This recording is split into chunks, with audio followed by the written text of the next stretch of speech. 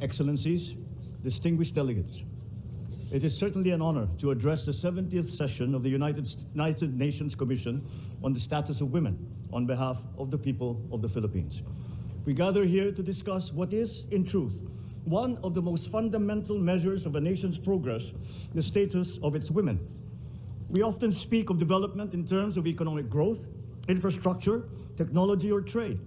But there is a simpler and more human measure. How are the women doing? Na kung kami lang, pwede ipamugmog namin isa-isa. Pero ito kasi, meron ng gobyerno we ask you to bring some requirements. Ngayon, ba't ang dami pa na requirements? Ambassador Bing Galiaga nandito para hindi namin kayo pahihirapan. Ang gagawin namin ay ililista namin yung inyong mga pangalan with your numbers. Guaranteed po, natatawagan namin kayo. Okay? Yeah, mas better.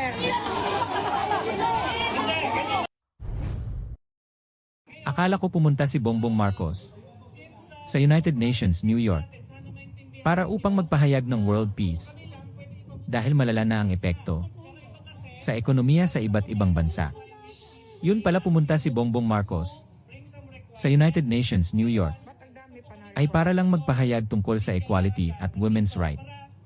Disclaimer lang po, hindi ako against sa equality ng mga kababaihan. Suportado ko ang equality ng kababaihan. Ngunit, hindi ka babae Bongbong Marcos. Una, Pangulo ka ng bansang Pilipinas. Pangalawa, nagkakagulo ng ang mga iba't ibang embassy sa Middle East. Ikatlo, nahihirapang na umuwi ang ating mga kababaihan at mga lahat ng overseas Filipino workers para mag-secure ng flights pauwi ng Pilipinas. Ikaapat, tumataas ang lahat ng bilihin sa Pilipinas, lalo ang presyo ng gasolina. Nahihirapan na po ang mga ordinaryong Pilipino. Ang Kongreso naman ay busy sa impeachment case ni Vice President Sara. Binawasan mo pa ng isang araw ibang opisina ng gobyerno. Ibig sabihin bawas sa serbisyo sa bayan. Tila walang maasahan sa gobyernong bangan. Sa gitna ng matinding gulo na isipan mo ikaw Bongbong Marcos na lumipad sa New York para lang magpahayag. Pwede naman itong i-delegate mo yung trabaho kay Vice President Sara Duterte. At bagay siya magsalita tungkol sa women's right dahil babae siya at Vice President lang siya. Tungkulin mo bangag ka na bantayin at pababain ang presyo ng krudo. Tungkulin mo pawiin mo ng ligtas at buhay ang mga overseas worker natin na gustong umuwi dahil buhay nila ang nakasalalay dito. Salita ka ng salita tungkol sa women's equality. Ngunit yung mga kababaihan natin sa Middle East ay nanganganib ang buhay. Mga kababayan, tunay na wala talagang malasakit itong presidente na ito. Hindi ko mawari bakit kailan niyang lumipad patungo Amerika para lang mag-speech tungkol sa women's right. Sa gitna ng gulo na hiniharap ng Pilipino sa loob ng Pilipinas at sa mga Pilipinong nasa Middle East. Ang mga overseas Filipino worker natin ay ang mga bagong bayani ng bayan natin. Ngunit ang tunay na pagtrato ni Bongbong Marcos sa kanila ay trapo lang. Mga kababayan, ang laking pera po na gagastusin papuntang Amerika. Kwentahin niyo yung bayad sa eroplano, bayad sa hotel, bayad sa pagkain, bayad sa parking, bayad sa iba't ibang akomodasyon, bayad sa mga tao sinama mo. Ang laki po ng gastos na kukunin sa kaban ng bayan. Bongbong Marcos, hindi mo ba naisip na hirap na kami? Mga ordinaryong Pilipino sa kababayad ng buwis.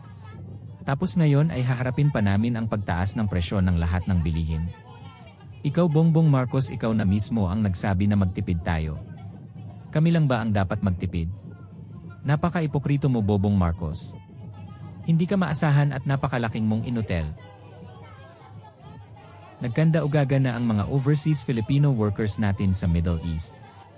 Sa kakahanap kung paano sila uwi ng ligtas at ang ibinigay mo lang ay libreng tawag. Ang bobo mo Marcos, pag may internet ka di mo na kailangan magbayad ng tawag. Nakakahiya ka Bongbong Marcos. Tapos ang sasabihin mo kaming mga trolls na gustong ibagsak ang liberato mo. Ikaw sarili mo Bongbong Marcos, mga malin mong aksyon mo at maling desisyon ang babagsak sa liberato mo. Wala kang kwentang presidente. Bongbong Marcos, nagkakagulo na sa Middle East. Kung gusto mo pumunta sa New York, huwag ka nang umuwi. Utang ng ina mo. Bongbong Marcos.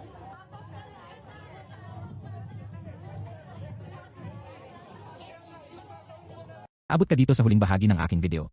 Maraming salamat po. Ako po ay isang napakaliit na channel lamang. At walang nakukuhang income sa YouTube. Na gustong isiwalat at tanungin ang mga bagay-bagay at ganap na nangyayari sa ating bansa. Na ayaw o iniiwasan ng mainstream media. Ang munting hingi ko lang. Sa inyo ay suporta, subscribe, like at share lang po ay malaking tulong sa akin para ipagpatuloy ang paggugol ng impormasyon para madali ninyong mapanood upang kayo mismo ang humusga at magbigay ng sariling ninyong opinyon. Maraming pong salamat sa inyong lahat. Fight for what we believe in, undeterred by the fear of failing or losing. Indeed, courage knows no limits. Cowardice does.